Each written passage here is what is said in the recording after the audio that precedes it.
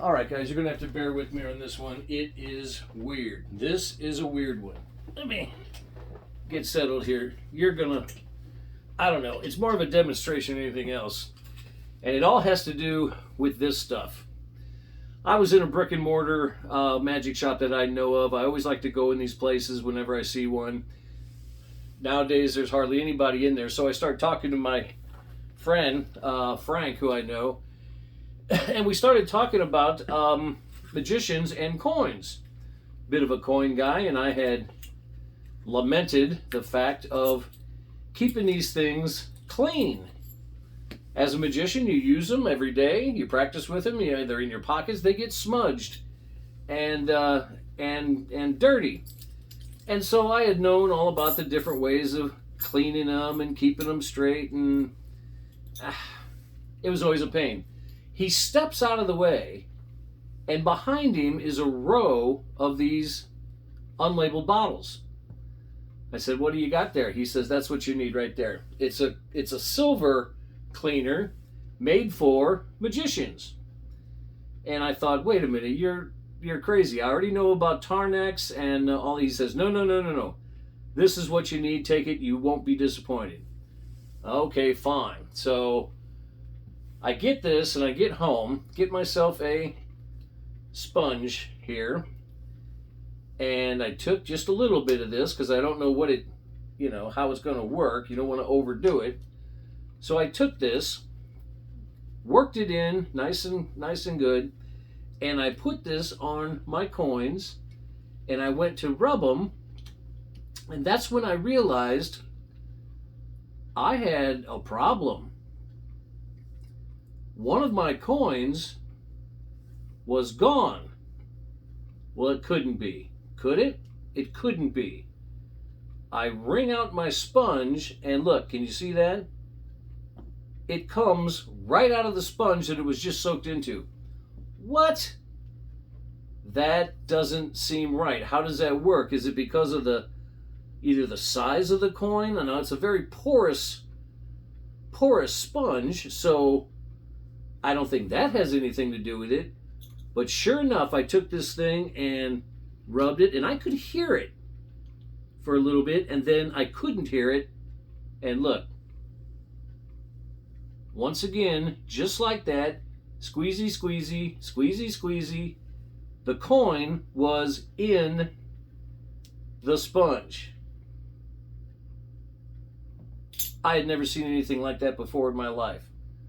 Simply unbelievable. Now, I remember that a good teacher friend of mine, Michael Ammar, he had talked about Doug Bennett, a friend of his, who had heard about this stuff, but had never really seen it before. So I thought to myself, I've got something here. What in the world is this? Now, I don't know if you can see this, but I found it. On the bottom, there's a little tiny label, and it does not say silver cleaner. It says silver remover. Silver remover? What? It didn't make any sense to me. And I think you can only use it on one side. If I take, like I said, this thing is porous like that. But if you could get it, if one side starts to get stuck, you can maybe go to the top and press one through.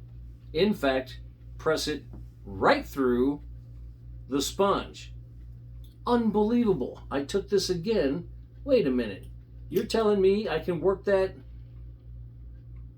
all the way through the sponge? Yes, I could. Even if that thing gets clogged up, you should still be able to get it into, if not all the way through, at least into the sponge, just like that. And again, I'm sorry, I'm just flabbergasted that this works this way, but sure enough, it comes out. As any good magician, I think to myself, how far can I take this? What if I was able to spread this out and get all four coins up into the sponge at the same time? use a little bit more this time. Little bit more. And let's see if I can make this work. It'll go right on top. And you press, and you press, press. No, nothing. Now I wonder if we move this into a different configuration. Maybe that... Actually, wait a minute. This thing is all clogged up. Hey, Anna. Did you do the dishes with the new cleaner, the blue sponge? It's clogged up. She says no. Yep. There it is right there. I knew it.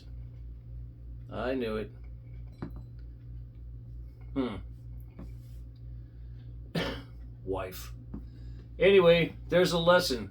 Always read your labels. Buyer beware. Some pretty special stuff. Wow.